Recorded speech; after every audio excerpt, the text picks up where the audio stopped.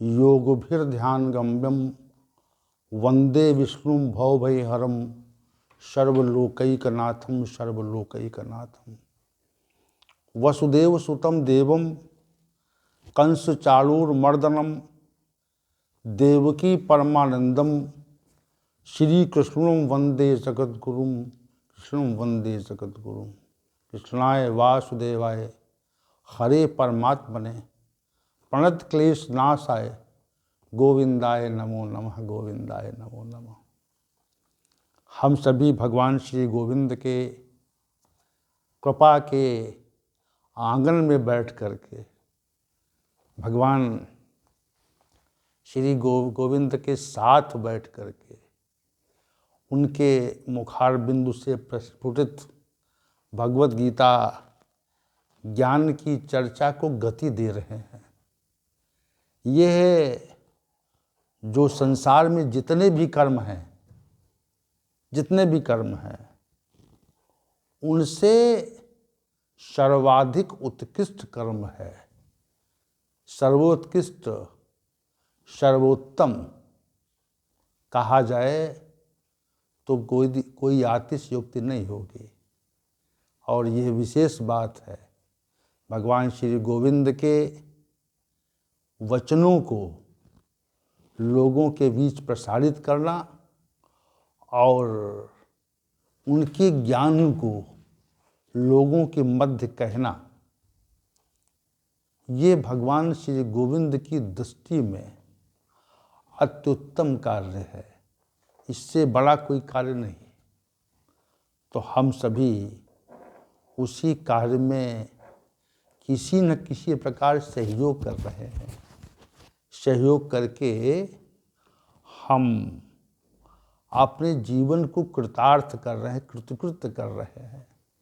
तो इससे भगवान की सानिध्यता में मिलती है और मृत्यु के पश्चात जब ये जीवन शांत हो जाता है, देह शांत हो जाती है और जीव इस संसार से विदा लेकर के किसी दूसरे संसार की गति करता है, तब निश्चित रूप से भगवान श्री गोविंद हमें अपनी गोद में लेकर के, अपने साथ लेकर के हमें अपने धाम जाते हैं। ऐसा निश्चित तथ्य है, इसमें कोई दो मत नहीं है।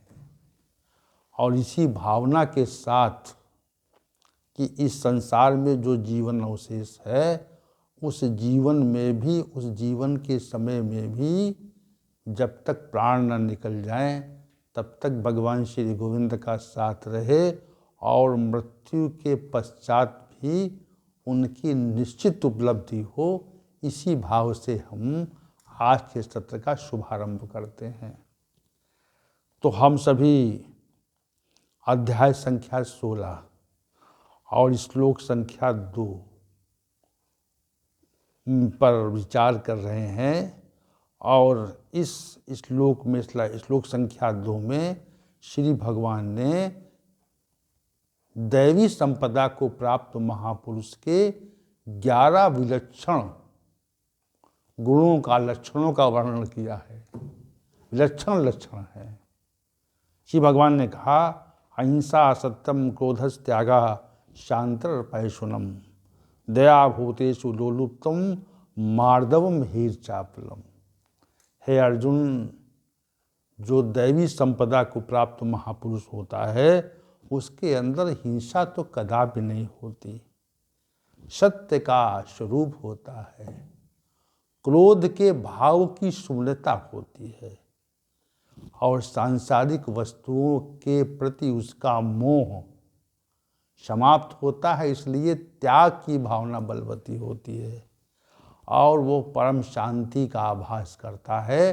अशांति उसको छू नहीं जाती है और इसके अतिरिक्त किसी की बुराई निंदा न तो करता है, न उसके अंदर वैसा भाव आता है और समस्त प्राणियों के प्रति दया रहती है और इंद्रिय विषयों का संयोग हो जाने पर उनमें उनके प्रति आसक्ति का भाव नहीं रहता और कोमलता रहती है। शास्त्र के विरुद्ध क्रियाओं में लज्जा का आभास करता है, अनावश्यक चेष्टाओं से पृथक रहता है। तो हम सभी ने अहिंसा, सत्यम, अक्रोधा, त्यागः, शांति, अपैशुनम और भूतेषु दया, इतने लक्षणों पर विगत सत्रों में चर्चा का समापन किया है। आज का जो विषय है वह आलोलुप्त्वम है। आलोलुप्त्वम विषय पर हम चर्चा करेंगे आज के इस विशेष सत्र में। तो आइए चलते हैं। आलोलुप्त्वम क्या है? तो हम सभी मनुष्य सामान्य रूप से इंद्रिय विषयों की ओर आकर्षित रहते हैं या संयोग होने पर उनके प्रति हमारा खिंचाव या आकर्षण होता है। ये दो बातें आप समझिए। इंद्रिय विषयों के प्रति आकर्षण का रहना और संयोग हो जाने पर उनकी ओर आकर्षित हो जाना, दो पृथक पृथक स्थितियां हैं। एक भाव प्रधान है और दूसरी क्रिया प्रधान है। विषयों के बारे में चिंतन करना और विषयों से संयोग करने की इच्छा करना, ये तो भावना प्रधान है। और संयोग होने पर उसकी ओर आकर्षित होना, उसमें आसक्त होने का प्रयत्न करना, ये क्रिया प्रधान है। और यहीं से विषयों की आसक्ति की क्रिया आरंभ होती है और फिर आगे बढ़ते हैं हम। फिर उन विषयों के सेवन की इच्छा जागृत होती है। विशेष बात यह है, उन विषयों के सेवन की इच्छा का भाव उमड़ता है और जैसे भाव उमड़ता है तो वैसे उसके पश्चात प्रयत्नशीलता होती है। भाव के उमड़ने, इंद्रिय विषयों के प्रति जो उनके भोगने की इच्छा का भाव जब प्रबल होता है तो क्रिया का जो स्वरूप है वह सक्रिय रूप ले लेता है। उधर बढ़ते हैं फिर हम और प्रयत्नशीलता आरंभ हो जाती है। प्रयत्नशीलता में या प्रयत्न करने पर दो स्थितियां आती हैं। या तो विषयों का संयोग सुलभ होता है या विषय हमें प्राप्त नहीं होते, या उसका प्रयत्न करने पर भी वियोग रहना और प्रयत्न करने पर विषय का संयोग हो जाना, दो स्थितियां हैं। तो विषयों के संयोग होने पर उन विषयों को भोगने की प्रवृत्ति बढ़ जाती है। जैसे संयोग हुआ हमारा, तो चूंकि विषयों में तो क्षणिक सुख ही है, कुछ समय का सुख है, अधिक समय का, अधिक काल का सुख नहीं है, वो नित्य नहीं है, अनित्य है। काल के प्रभाव से उसकी समाप्ति होती है, काल के प्रभाव से वो समाप्त होते हैं। तो काल के प्रभाव से जैसे समापन हुआ तो विषयों के भोगने के प्रति कुछ समय के लिए अनिच्छा का भाव प्रकट होता है। पहले प्रबल इच्छा और प्रबल इच्छा के बाद में विषय का संयोग और विषय के संयोग के पश्चात उसको भोगने की प्रक्रिया और भोगने के पश्चात उसमें अनिच्छा का भाव। प्यास लगती है तो प्यास लगने का भाव मन में प्रकट होता है। बुद्धि जान जाती है कि हमको अब जल की आवश्यकता है, और जैसे ही बुद्धि ये तथ्य जानती है कि हमको जल की आवश्यकता है, तो फिर जल प्राप्त करने का प्रयत्न होता है। जल अगर न उपलब्ध हो तो ये विचार चलता है कि जल कैसे मिलेगा। क्यों? क्योंकि प्यास बढ़ रही है, प्यास बढ़ रही है, और जैसे ही प्यास बढ़ती जाती है वैसे ही जल खोजने की जो चेष्टा है उसमें वृद्धि होती है।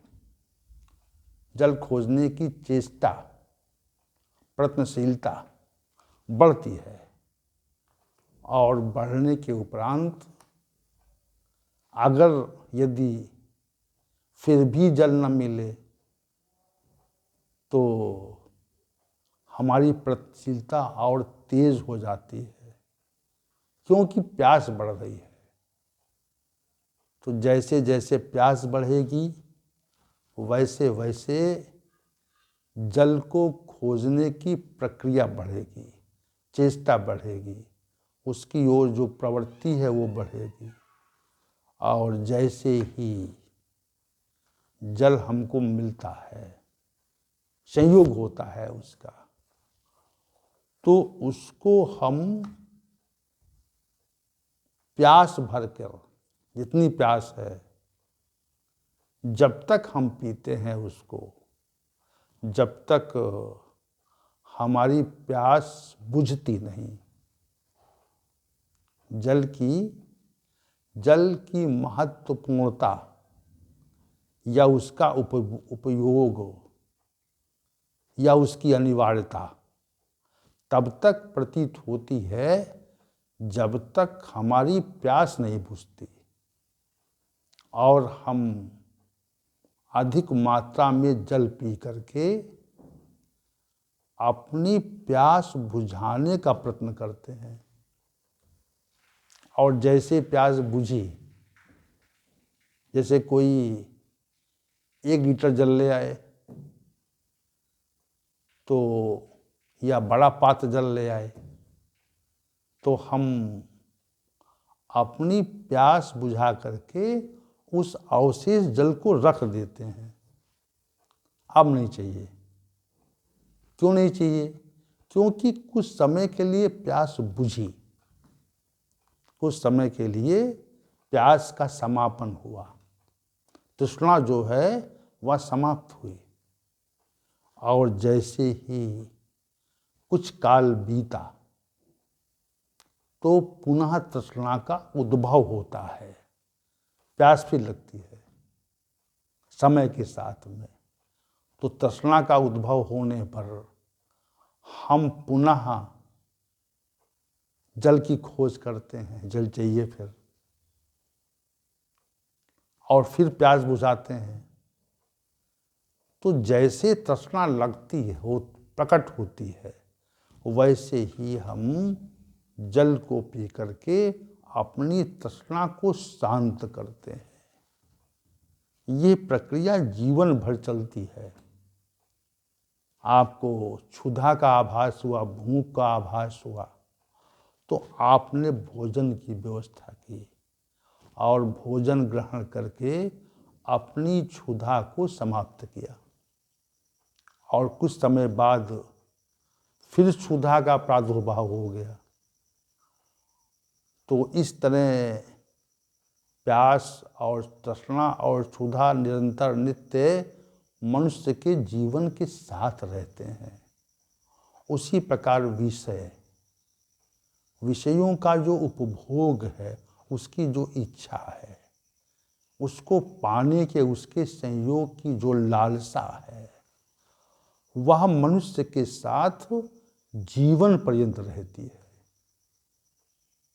जैसे प्यास लगी हो, लेकिन चिकित्सक ने कहा पानी मत दीजिए, तो इस समय हमको जल नहीं मिलना है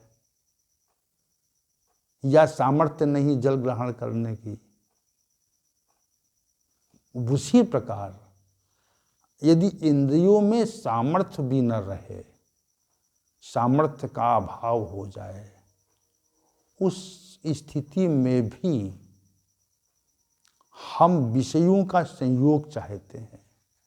ये विशेष बात है कि सामर्थ्य नहीं है, लेकिन सामर्थ्य को उपार्जित करके विषयों का संयोग चाहते हैं, सामर्थ्य पैदा करते हैं। तो सामान्य रूप से विषयों के प्रति रुचि रहती है, सामान्य रूप से विषयों के प्रति रुचि रहती है। क्यों रहती है? क्योंकि मनुष्य रजोगुणी है।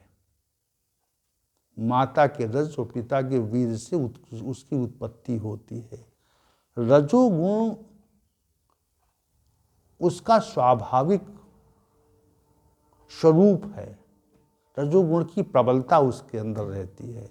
रजोगुण मध्य में है, मध्य में रजोगुण है, तो रजोगुण के कारण मनुष्य अनुकूलता चाहता है और प्रतिकूलता का परित्याग करता है।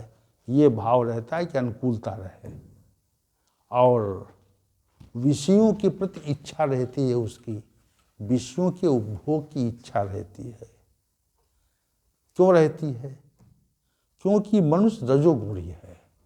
रजोगुण के प्रभाव से ऐसा रहता है, ऐसे नहीं रहता। रजोगुण का प्रभाव उसके ऊपर है, इसीलिए विषयों के प्रति रुचि रहती है, उनके उपभोग की इच्छा रहती है। अब चूंकि एक विषय तो है नहीं, जैसे विषयों का संयोग हुआ तो विषयों के संयोग होने पर उनसे हम सुख प्राप्त करने की चेष्टा करते हैं और उनसे अधिकाधिक सुख लेने का प्रयास करते हैं।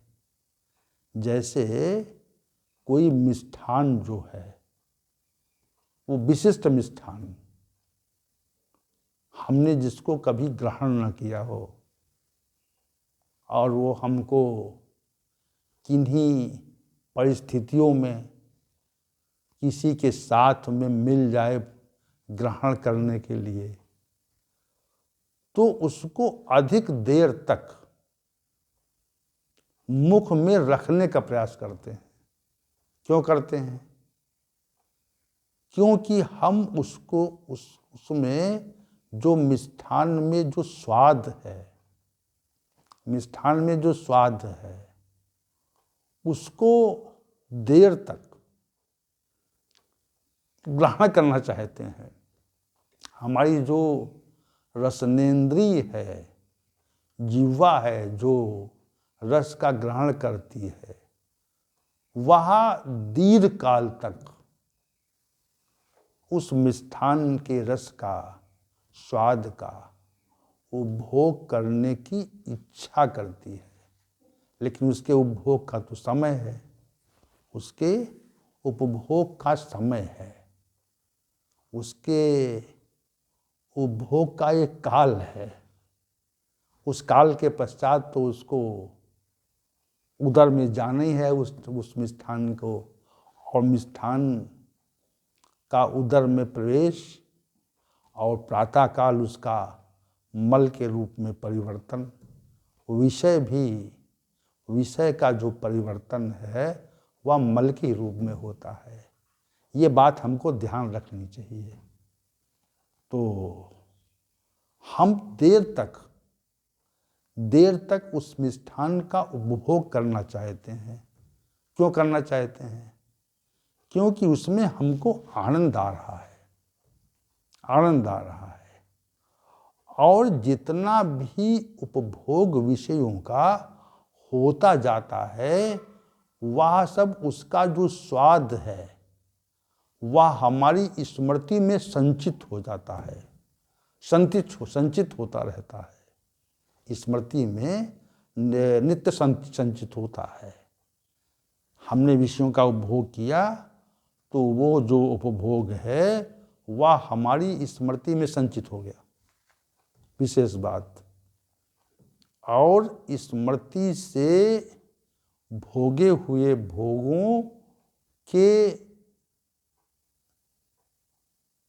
विषय को, या जो पूर्व काल में भोगे हुए भोग हैं जो हमारी स्मृति में रहते हैं, उनको मन वहाँ से निकाल लाता है और चिंतन के माध्यम से उनका उपभोग करता है।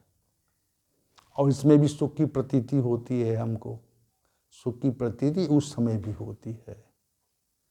तो ऐसा अधिकांशता होता है जब विषयों का संयोग नहीं है।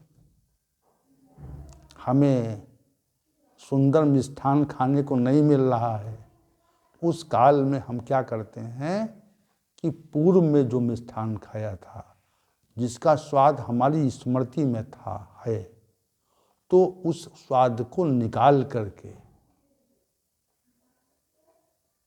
और चिंतन के माध्यम से उसमें सुख लेने का प्रयत्न करते हैं, सुख लेने का प्रयास करते हैं।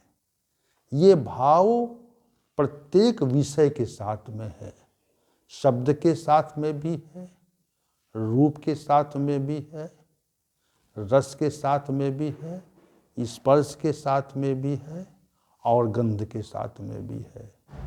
इसी मोहक पुष्प की सुगंध जब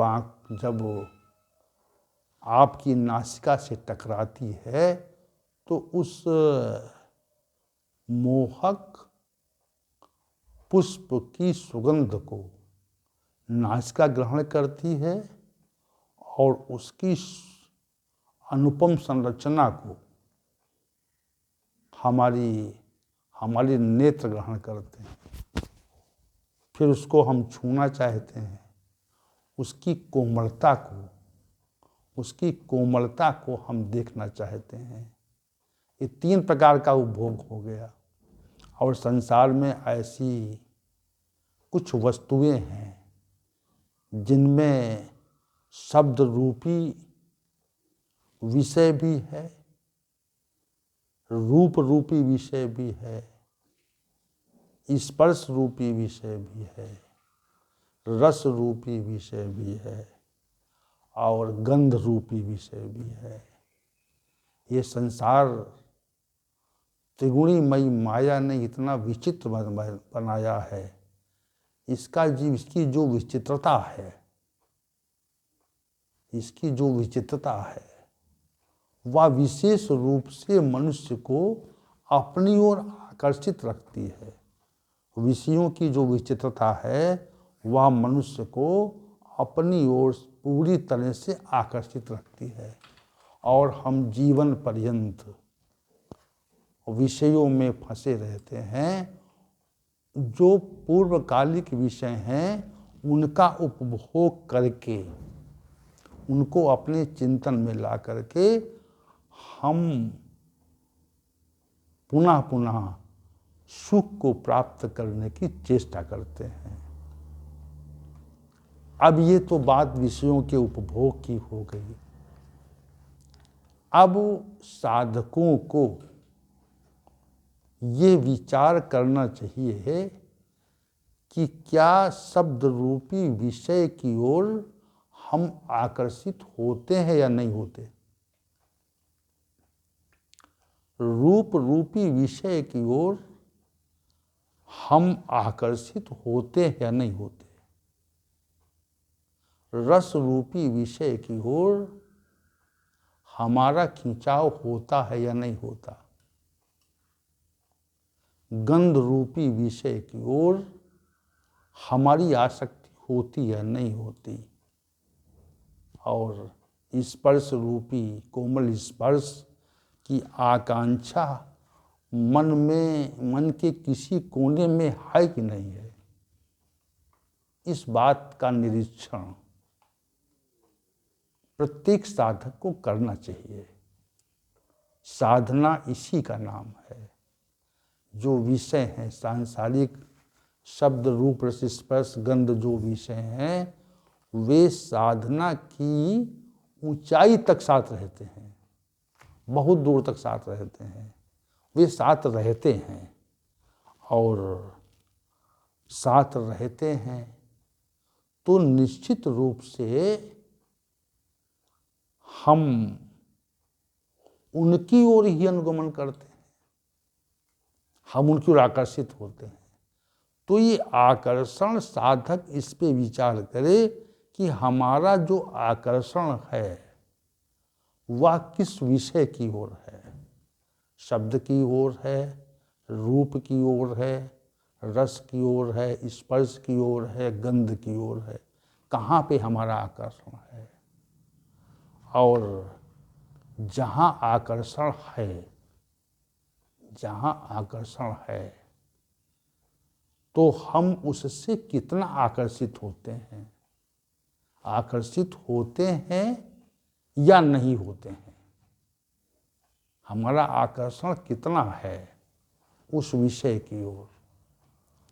तो अब दो स्थितियां साधक के सामने, हम आकर्षित होते हैं या नहीं होते हैं, हम उनमें आसक्त होते हैं या नहीं होते। यदि होते हैं तो अभी साधना की पराकाष्ठा नहीं है, पूर्णता नहीं है, अभी साधना की निम्न कोटि है जहां पर हम फंसे हुए हैं। ये आत्मनिरीक्षण का विषय है कि हमारा जो खिंचाव है, हमारा जो लगाव है वह किस विषय की ओर है, कहाँ पर हम खींच रहे हैं। प्रत्येक मनुष्य ये जानता है कि हमारा जो खिंचाव है, लगाव है, आकर्षण है वह किस विषय की ओर है। इसी विषय के आकर्षण को समाप्त करने का नाम साधना है। साधना क्या है? हम संसार के विषयों में आकर्षित न हों, संसार के विषयों में आकर्षित न हों, इसी को शास्त्रों और मनीषियों ने साधना कहा। तो यहाँ पर जो श्री भगवान ने कहा अलोलुप्त्वम, जो दैवी संपदा को प्राप्त महापुरुष है वह इंद्रिय विषयों को देख कर, देखिए दो बातें हैं, इंद्रिय विषयों का संयोग हो जाए, शब्द का संयोग हो जाए, रूप का संयोग हो जाए, रस का संयोग हो जाए, स्पर्श का संयोग हो जाए, गंध का संयोग हो जाए, किसी विषय का संयोग हो जाए तो उनमें उसका कोई आकर्षण नहीं होता, उनके प्रति वो आकर्षित नहीं होता। ये जो अलोलुप्तम पद है, जो दैवी संपदा को प्राप्त हुए महापुरुष का एक विशिष्ट गुण है, जिसको श्री भगवान ने श्लोक संख्या 2 के उत्तरार्ध भाग में वर्णित किया और कहा कि अलोलुप्त्वम, उसके अंदर विषयों की चाहना नहीं रहती, उसके अंदर विषयों के प्रति कोई आकर्षण नहीं रहता, और मिल जाए अगर तो उपभोग की इच्छा की शून्यता रहती है, नहीं, इच्छा नहीं है। जैसे पूरी तरह से पेट भर जाने पर भोजन को ग्रहण करने की अनिच्छा रहती है, यद्यपि